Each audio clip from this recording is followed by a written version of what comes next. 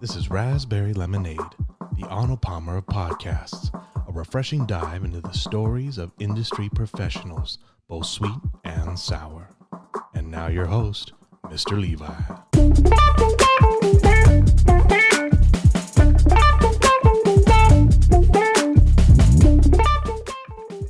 Welcome back to another episode of Raspberry Lemonade. We have a very amazing guest today. Hey. I usually say, we got a great guest. We have an amazing guest today. One and only Mike Barron. How you doing today, man? I'm good, man. I just got off a flight right now. I could barely hear because of the pressure from the airplane. I just got off for being out of my office for a week, and I just landed, and I had to come see you. So I'm good, man. Thank you. No, man. How are you? I'm doing all right. Thank you. It was quite the drive. Well, not quite the drive. It was just traffic. Always, I know, on the 5, man. Well, 5. It's 4th of July weekend. Yeah, that too. You know what I'm saying? Yeah. So it makes sense. But no, I thank you very much for having me here. This is your space. Absolutely. So thank you for having me. Of course, bro. All the audience out there having us here. But let's get right into it, man. Let's Tell roll. us I'm a ready. little bit about yourself. So right now, I'm number 332 fastest growing CEOs in America. I know I don't look like it, but there are plaques over there to prove it. I basically went from Section 8 to 8 figures. And, I'm a dad, I'm a husband, I'm an entrepreneur, I'm a coach, I'm a speaker, I'm an internet dude. But before all that, I was born to a 16-year-old single mom. So my mom had me at 16, young teenage mom. My dad, I didn't have a dad growing up. We grew up in Section 8, and we were poor as hell, government cheese, government assistance. And then from there, I went into elementary school. I was a knucklehead kid, OCD, ADHD, can't keep my hands off of kids. Everybody in kindergarten takes a nap except for me. I'm all you were that guy. I was that one kid that couldn't stop touching, kids. I was just too hyper. So, I go to junior high now, and I become an athlete. I played football. I wrestled. I was pretty good. Became captain on my teams. And then in my teens, I wanted to be a gangster. So I was born in 1984. So I'm an 80s baby. So in the 90s, my influences were Tupac, Biggie, Dr. Dre, Eazy-E, Blood In, Blood Out, Don't Be a Menace, American Me, Menace to Society. I wanted to be like that. So I was never a bad guy, but just was doing dumb stuff. I was doing dumb stuff. I didn't feel good about it. So I walked into high school with 2 felonies. And, that's kind of how I grew up. Yeah, knucklehead kid. Man. I was bad, man. Yeah. Yeah, I had the pleasure of listening to a few previous recordings with other people you've done podcasts with. Yeah, I always tell the same story. Yeah, it's a good story, and it kind of helps everyone see kind of the personality or traits that you've since from a very young age already had. Yeah, thank you. And I could see how it translates now to business, but your business specifically, what would you say is your bread and butter? Yeah, so I have over 12 businesses. The biggest thing I do is I have an academy. It's called Mike Barron's Closer Academy. And with that academy, what it does is I train sales professionals. I train them and I certify them to learn how to close deals like me. So in 2015, I relaunched my business. I got on the internet. I signed up Conor McGregor as a client. Wow. I signed up Patrick Bet-David. When I signed up Conor McGregor was freaking on Times Magazine. He was like top, most influential people on the planet. Big deal. You know what I'm saying? So I signed up Conor McGregor. We signed him up. Patrick Bet-David, who's like one of the biggest influencers on entrepreneurship. We signed him up. We got the Patrick Bet-David website. We got the PHP website, which is his company, Solar City. So I just knew how to sell and close deals. We created an SEO company. My thing was like, I'm not the best at SEO. I'm not the best at websites, but I could just sell and close. So what I did was I met a guy, and he's like, Mike, you work with a lot of trainers and gym owners. I'm running an ad agency at this time. He's like, that's cool, but you're not really that good. He's like, but what you're like phenomenal is your ability to sell. Go meet the world's biggest internet coaches just like me. Teach people your sales process, certify them your way, and then when they're done, you place them. You get them staffed with a big online coach, and now you got a front end offer, and now you got a back end offer. I said, what the hell? I said, no way. So that's what I've been doing. I got a couple different businesses, but that's what I've been doing since 2020. I made tens of millions of dollars doing that. That's amazing. So that's my that's my bread and butter. There you go. Yeah. Now, you touched a little bit on kind of your background, you know, your upbringing. You're a young single mom, right? Yep. How do you think that that time in your life, how did that play into you kind of finding out that you had a little bit of a entrepreneurship kind of itch inside of you? Yeah. So what's crazy is I'm a very affectionate person. I like to tell people I love them if I do.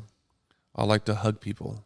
I like to kiss people. I like to hold people. I like to tell them how amazing they are. That's just my nature.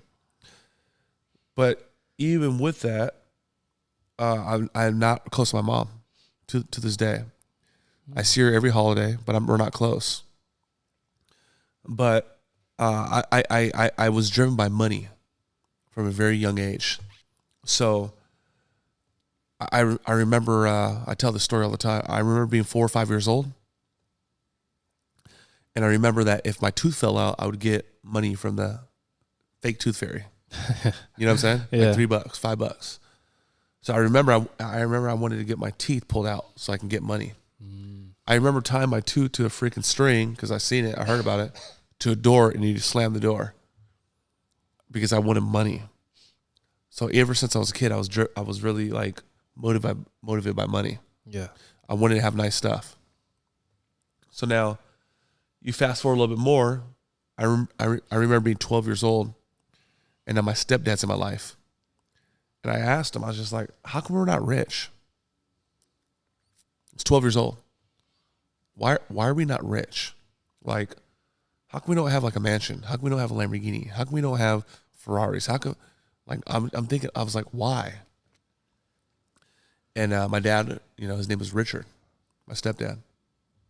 He's like, we are rich. I'm rich. It's like, man, this is whack. Like, this is lame. So was he talking like monetarily? No, he was just saying his name is Richard. He's rich. Oh, wow. You get it? A dad joke, yeah. Yeah, dad joke, right? Yeah. But I was at a very young age. I was always intrigued by money. Okay, so from junior high, I used to sell candy. I used to go to the store. I used to steal candy and buy one. Badass kid. I couldn't go to the store without stealing. I just made some money right now. Hey. So I would go to Costco, and I would go to Sam's Club. I would buy, you know, Laffy Taffy and a couple, you know, bulk candy.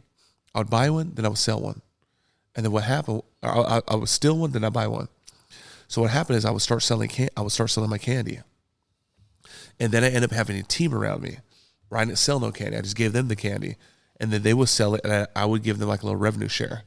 So I had people under me from 7th grade, 8th grade, 9th grade, 10th grade, and they were selling for me. That is insane, dude. You had a whole operation going. I had an operation as a 12, 13, 14. I was always driven by money, bro. Yeah. Could we dive into that a little bit just to kind of understand? Because I'm trying to figure out. I'll tell you what that is. Yeah, like what was the deal that you made with them that, you know, you were kind of reassured that they were actually going to do this for you, and then that they, you know, were going to actually pull it off. Yeah. And then you were still going to get your money back, and then they were going to get paid. So I would, you know, let's say the candy's $14, and let's say I make $30. They would get 25% of like profit.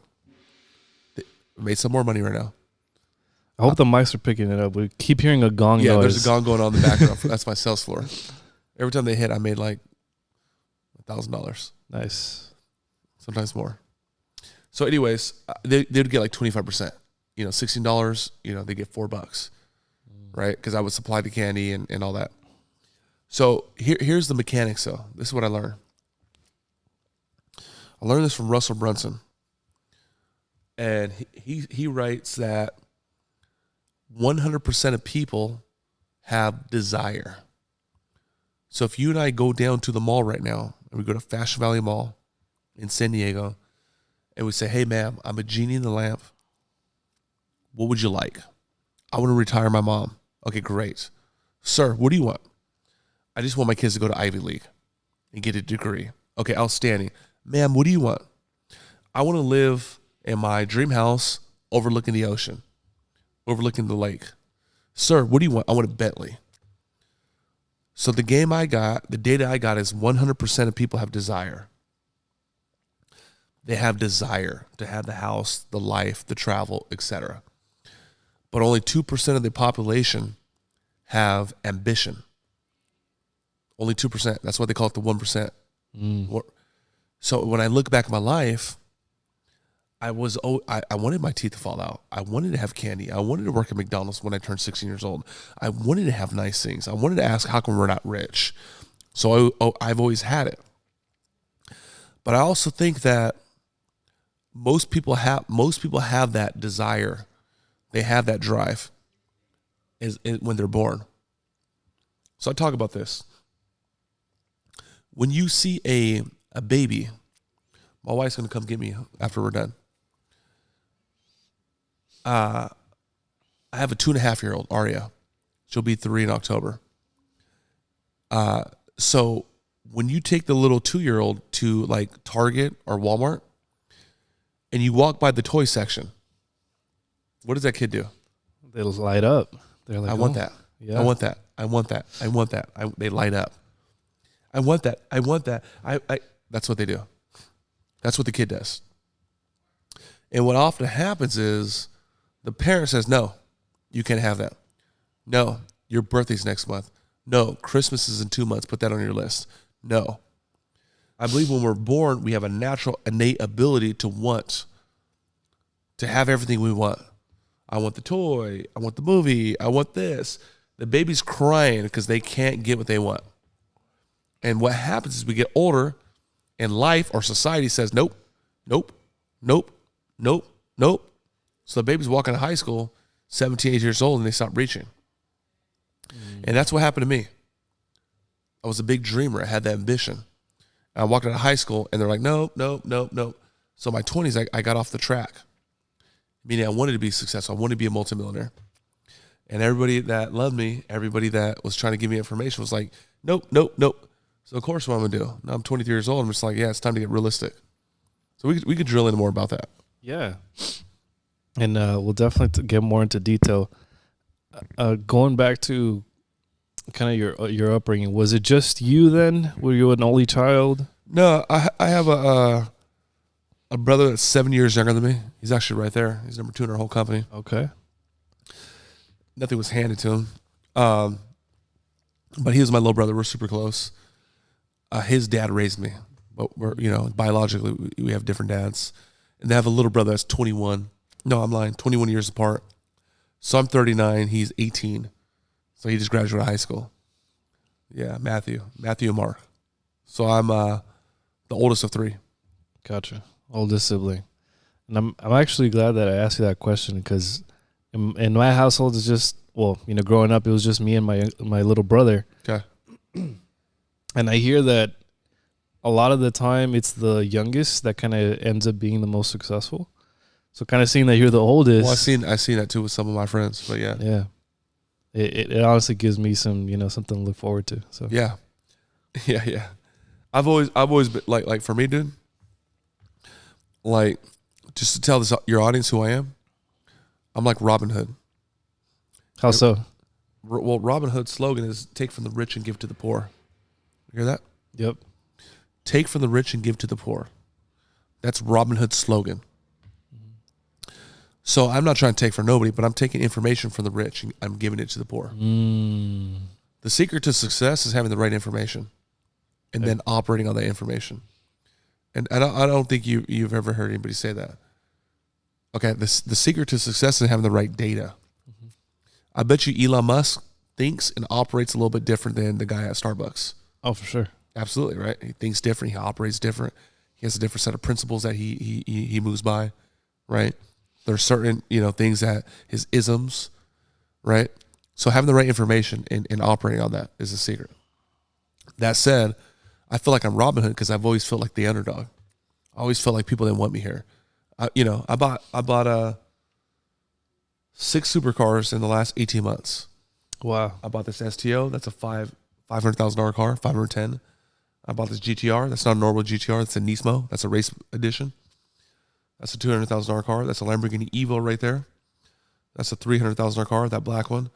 The Urus that you've seen, that's a $310,000 car. And then I bought another Evo. Okay, but the reason why I tell you that is because I was scared to go Lamborghini. I felt like I didn't deserve. So my thing was, when I quote unquote started to make it, I was going to be a voice and a vessel for those often left behind. That's my slogan, to help those often left behind. So that's kind of who I am. I'm Robin Hood, but I've always been that guy. So when my little brother was in the neighborhood and somebody wanted to kick his ass, check him, I was like, okay, cool. I'm going to go over there. I'm going to talk to the guy or handle the guy. When I was in high school and I was like a junior or senior and the freshmen came in and they're getting picked on, I was like, yeah, they're going to pick on you. Let's see what they do when I'm around. So I've always been like Robin Hood. I've always been for the underdog. I love every person that is good. The single mom, but I'm here for the underdog. I like the single mom. I like the little bro who has maybe a tough background, but he's like going to community college now, or the person that's in corporate and they're not getting the respect, but they're actually that's who I'm for. I love everybody, but that's my people's, man. Those people have a special place in my heart. Yeah. Yeah, I'll give you one last example. So I get called by Lamborghini of La Jolla. You ever go to La Jolla? Yeah, of course. Beautiful. Okay. La Jolla's like our Beverly Hills, or La Jolla's our gem. Yeah. And I get invited to Lamborghini of La Jolla, VIP guest, because I bought all these freaking cars. Because they just reopened the showroom. I go in there, I drink the champagne. I go in there and I, have a good time. VIP guest, park valet. But an hour and a half, 2 hours into the deal, I go outside, and guess what I'm doing? I'm mingling with the valet drivers, because I used to drive valet.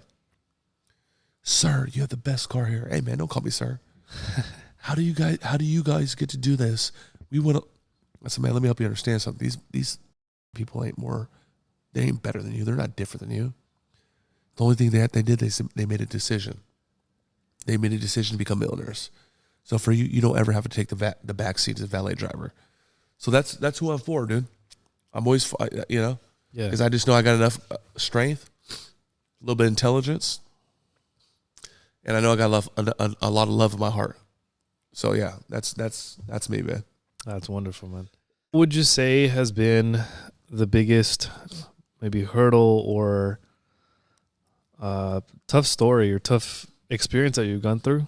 Yeah. That, in retrospect, all the tough experiences always make you better at the end. Yeah. Especially if you're willing to look at it that way. But in your case, what would you say is one of those sour stories that, it's like, damn, like that was tough, but we're better now. Yeah. So God don't make look. In case the audience can't hear, no, they're closing more deals. There's a ruckus over there. Watch. God doesn't make mistakes. The universe don't make mistakes. More money. The universe don't make mistakes. Sometimes you look back in your life, you're like, this don't make sense. Why did my family member get ill? Why did that person in that car? The universe doesn't make mistakes. It's a perfect balance. It's perfect. That's what I kind of realized.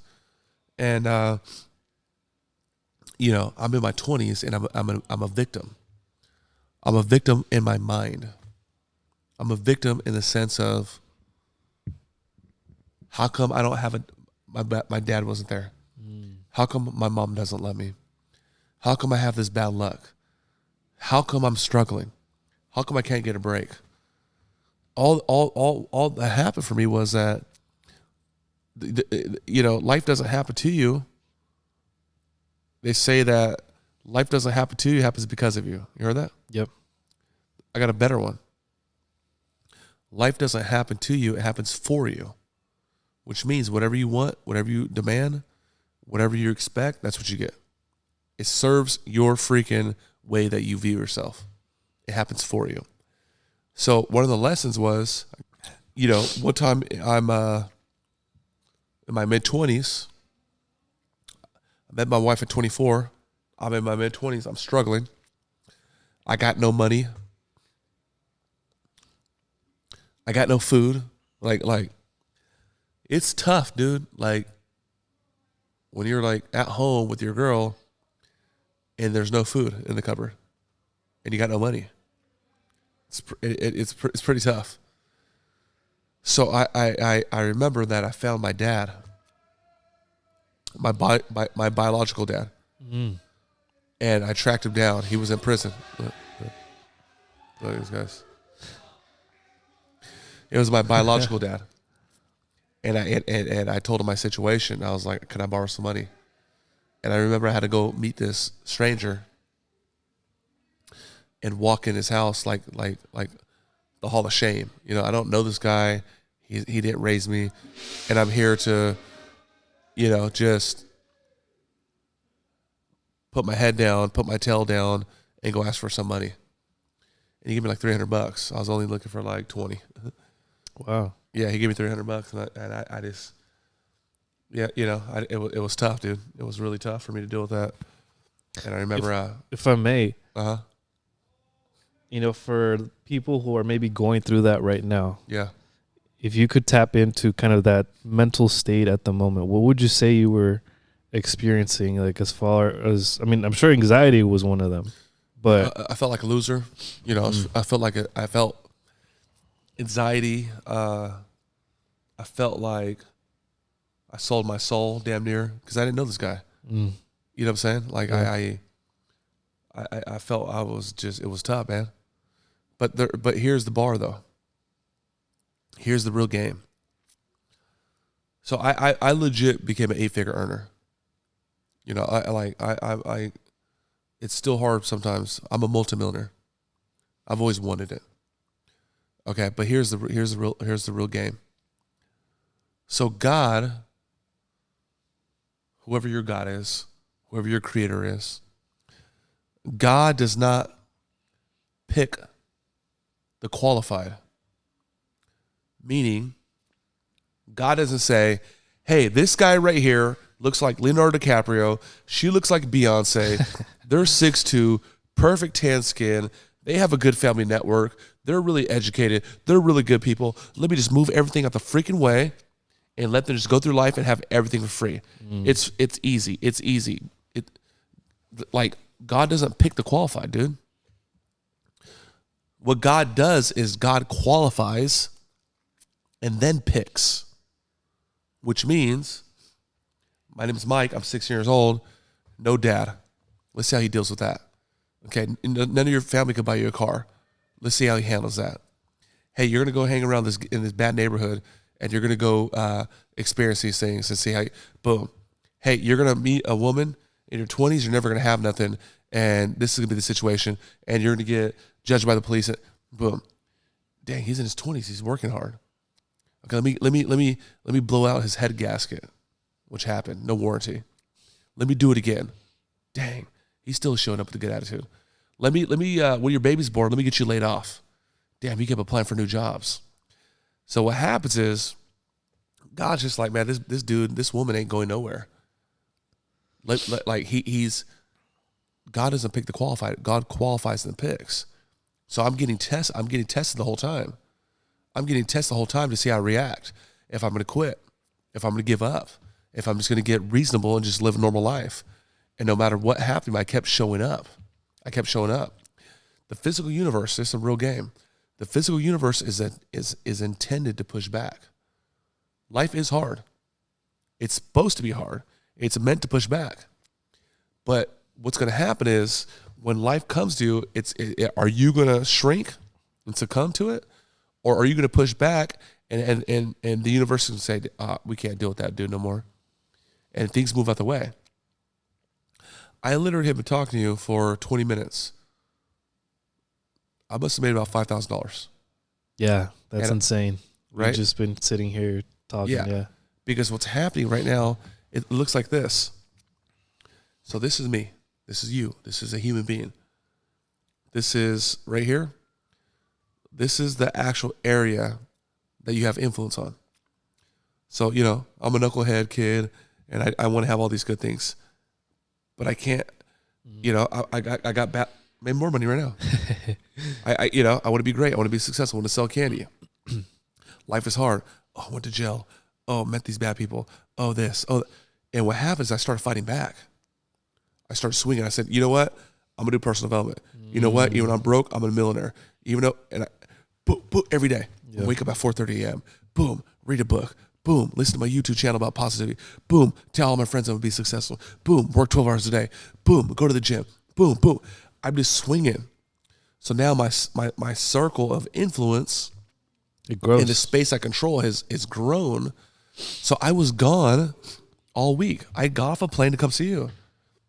I made over $100,000 this week, and I didn't even show up to the office. It would take me a year to make 25 G's in a good corporate job because my circle of influence wasn't there. So to anybody that wants to get to the next, dude, they got to know that God does not pick the qualified. You're gonna have to go through some stuff, and when you're ready, it will be there. You see this right now in real life. I came to your house, and now you see my facility, and now you see him just making. And it's Friday. It's Friday, almost Friday evening. I go to the grocery store. I make $20,000, and I didn't do anything. I did, but I didn't. Right. Yeah, That's crazy, man. I can keep going about life is hard. Yeah, no, that what you were saying actually reminded me of something that I heard somewhere else where you want to picture, or a good way to picture it is your goal, depending on how big it is, that's going to be in reference to like the struggle. It's going to, if it's a big goal, it's huge, it's going to be a huge struggle, right? And vice versa. If it's a small goal, well, you're not going to have as much struggle. So it sounds like what you're saying is you knew pretty early on, like where you wanted to go, how big you wanted to make it. Yeah. And you were willing to go through the not so pretty side to get there. Yeah. Yeah. It's like a desert, bro. I'm going through the desert. Okay. Give you an illustration. I leave my corporate job, let's say 2014, 2015. I tell all my peoples, hey, I'm leaving my job. Come with me because we're about to be great. 15 people show up the next day. You fast forward a week, there's 8 people left. You fast forward a month, there's 4 people. You fast forward 2 months, there's 2 people. You fast forward 6 months, there's 1. So the illustration is I'm in the desert, and I'm here, and if I keep going, I'll go to the promised land. So as I'm walking through the desert, I'm thirsty, I'm hungry, I'm starving, my legs getting blown off, people are dying in the field. Those are the people that are quitting. 15, 8, 3, 2, 1. And every now and then, you'll hit like a little oasis. You close a deal. And when you close a deal as an entrepreneur, you're like, you feel good. Your confidence goes up. You feel so good. So as I'm going through the desert, I hit the oasis, and in the oasis, there's water, there's coconuts, there's mermaids. That was me representing me just never giving up closing a deal. But then eventually you got to get out the oasis and keep going. And if you look where you're at, you're like right around that corner, you could see there's like a little, that's the promised land. That's freedom over there. But it's a hot desert. So for me, I have the resilience to keep going. And that was the difference. That kind of like is the universe is meant to push back. Yeah. So a lot of people that aren't getting it, aren't making it, it's because they have not put in that work yet. They're not ready for $250,000. They're not ready for $1 million. Now, when you say that work, do you mean that in here? Yeah. In the head? Both. Okay. Mentally, physically, spiritually. They haven't put in that physical work. They haven't done 10, 12 hours. They haven't done the development it takes. You want to get with that person. You want to like get what that person has, a Bugatti, a mansion, travel the country, kids doing well, beautiful spouse. You want that? Then you need to become that person. Could you say that again? That's a good one. You right want to there. have what that person has. You have to become that person.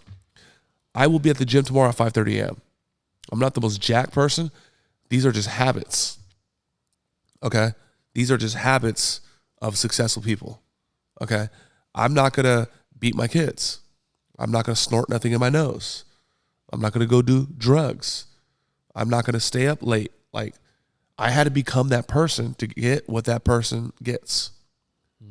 Because the old me, like, I had to go bury the old me. If I wanted to become that guy, I had to become that guy. You see what I'm saying? I see what you're saying. I had to become that person. So a lot of people here, they want to be successful, they want to be great. You have to become that person. And you got to make a committed decision. You want to be a pretender and talk all this mess. You're about to create a Shopify store. You're about to create a clothing line. You want to be a player or you want to be a pretender. But you can't do both. So I made a decision to be a player. Not faking it no more. I'm going to outwork you. I'm going to outcreate you. I'm going to outthink you. So that's it on that. That's awesome, man. How'd you come about? Obviously, it wasn't a night, you woke up one morning, you're like, all right, cool. I'm this person now, right? I mean, maybe mentally, yes. But what was it for you that kind of finally made you turn that switch on? Yeah, so I'm an overnight success. That took 15 years. I like that, yeah. But as a kid, I was always like, I wanted to dominate. In the neighborhood, I wanted to be the toughest kid, and I was. In football, I wanted to be the hardest hitter, and on my teams, I was. In wrestling, I wanted to be the man. I wanted to be the captain. I became that. So I was always, I had a couple gifts early on. I always wanted to dominate. When I went to corporate, I became the number one career advisor in the first month out of like 250 people, 18 campuses. So I had that drive. But I found personal development in my mid-20s. First book I read on personal development was How to Win Friends and Influence People. That was the first book I read. And I got hooked. So I got on YouTube and I started researching motivation, how to be successful. I found a couple people that changed my life. Grant Cardone, Eric Thomas, Hector Lamarck, Tom Hopkins, I would say Bob Proctor. You've mentioned Tony Robbins in the past as well. Yeah. You could say, Tony Robbins, right? So I got obsessed on development. When I say I got obsessed with the development, personal development, listening to like motivational videos and mindset videos, I was waking up to it. I was showering to it. I'd put on my socks to it. I'd put headphones on to go to sleep to it. I would freaking listen. I turned my car into a university. And what I was doing is I was literally like all in. I immersed myself into positive thinking, positive self-talk. Here's a bar, the way you do it. It's called net development. Net means no extra time. So you're just working in the background, the thing's playing. Net development. So I started playing personal development, 6 to 8 hours a day, all day long. That started shifting my thinking. I got rid of everything out in my mind that was negative. You're not going to hear me say, I'm not sure. Maybe. I don't know. We'll see.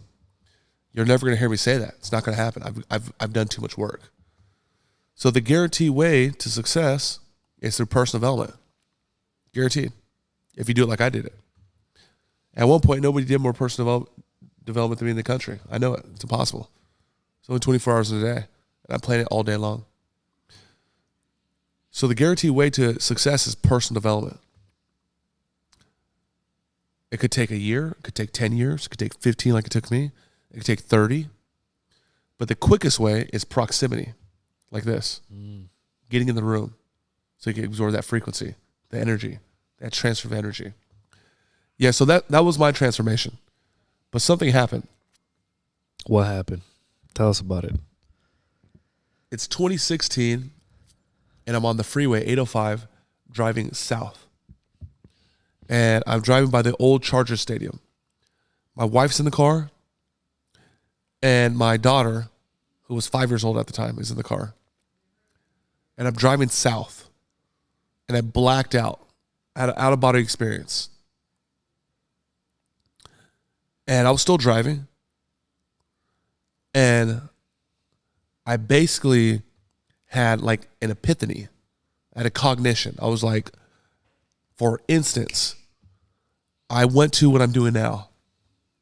Multi-million-dollar house, Lamborghinis, 100 people on my team. There's about 30 people here collectively, but I have 70 people across the country, 30 people in the Philippines alone, 30, 40. This is not even half of my company. One of my companies. And I went to what I was doing today. I was loved. I was respected. I was killing it. I had nice things. And I it was like almost like a vision. It was like, a vision. Yeah. And my face was like, my wife was like my face looked like the Joker. Like I went crazy for a second. Like my face was like, ha ha, like the Joker. And then I came to, and I just started smiling. And it's just something that happened to me as a spiritual thing. And for the first time in my life, I realized like this is real. I'm about to become a freaking multimillionaire. It was never could it happen? Is it gonna happen? It was a matter that it's 100% gonna happen. This is my fate. So it was like, how do I shorten up the timeline? Because I don't want to wait 10 years. I want to do it now. So once I had that vision, anything I ever put my mind to that I want, the car, the house, the lifestyle, whatever, it's never a chance, can I do it? It's just how do I shorten up the timeline? Because all I do is make a committed decision to things. Gotcha. And that's it. That's it. Yeah. Okay. So is it safe to say, like, you know, everything that you imagined or that you wanted to accomplish, have you already accomplished everything? Or now that you're kind of at this point in your life, is there something else that you're working towards?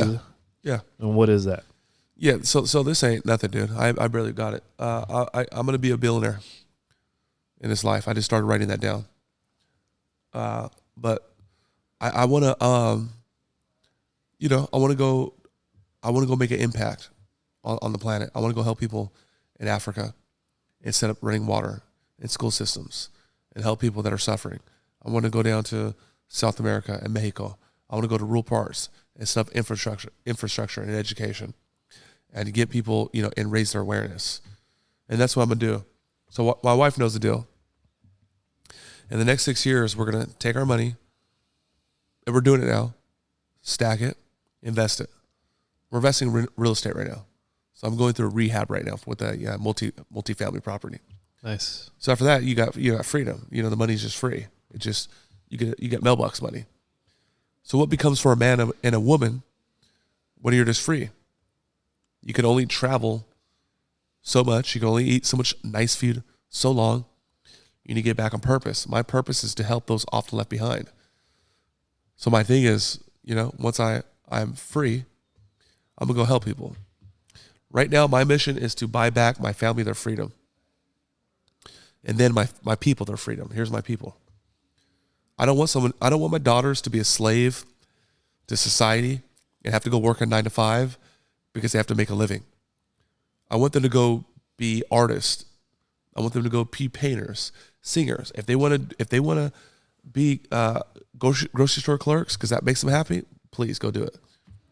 If they want to be servers, go do it. If that's what makes them happy, I'm good. But I don't want them to be bound to have to do that because of I need to earn income. Gotcha. Right. So I'm in the process right now of buying my family their freedom. Yeah. All right. It's crazy. Yeah. It's crazy to hear, but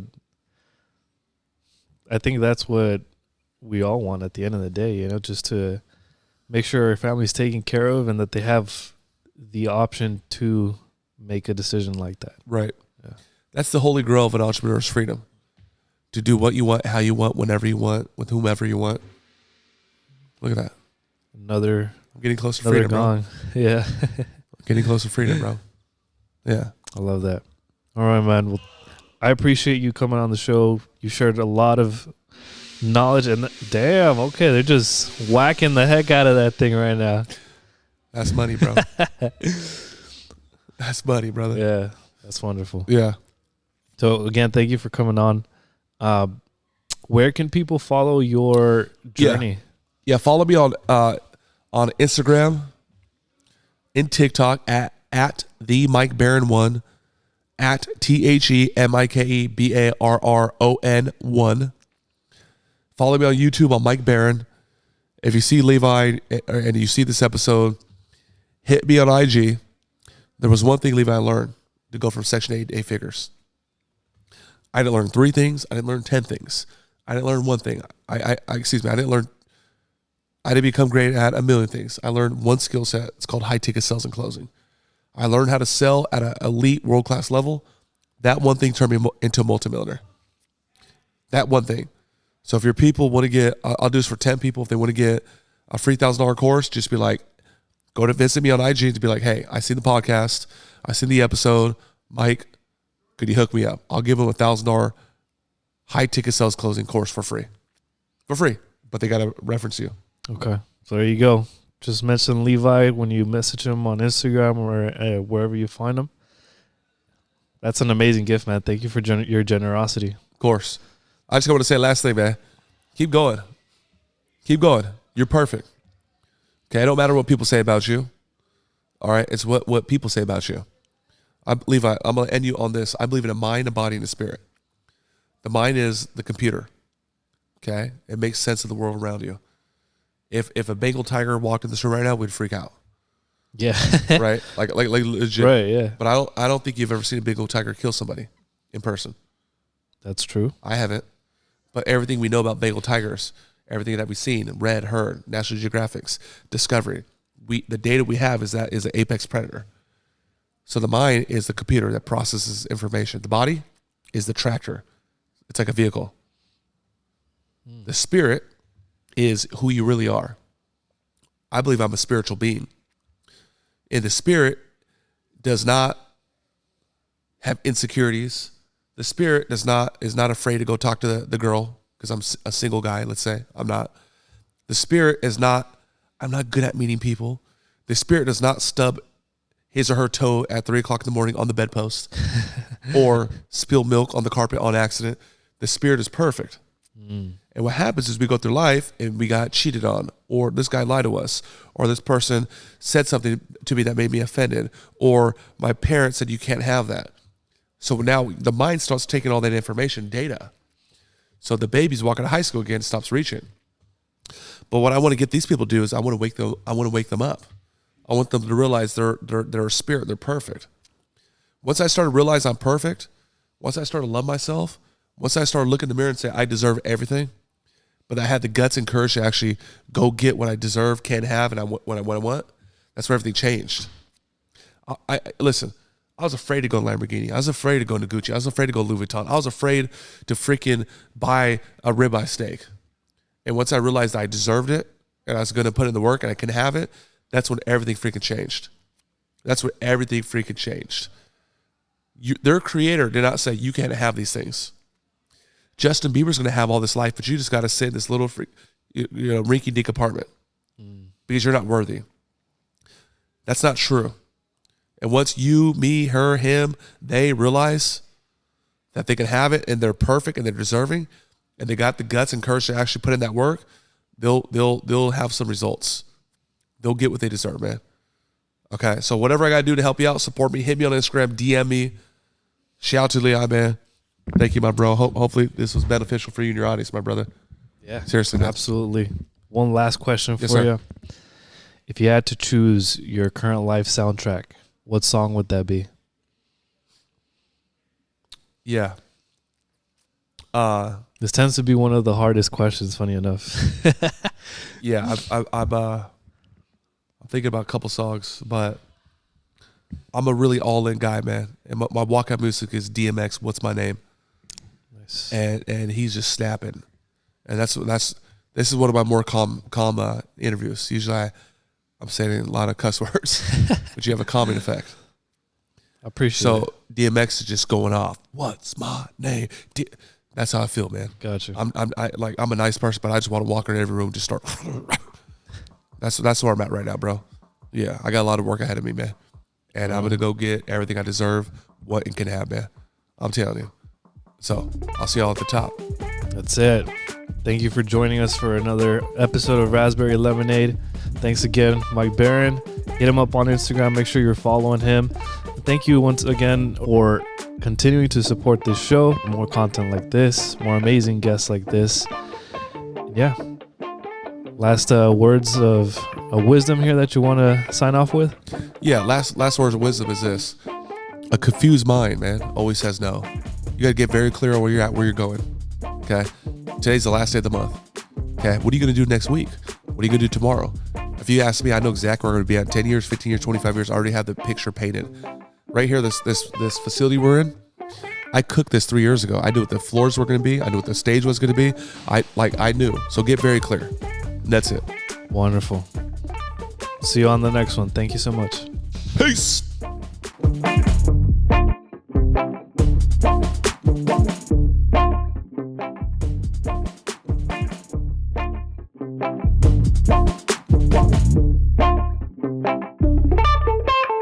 This has been a Redbird Studio Productions. Hope you've enjoyed the program.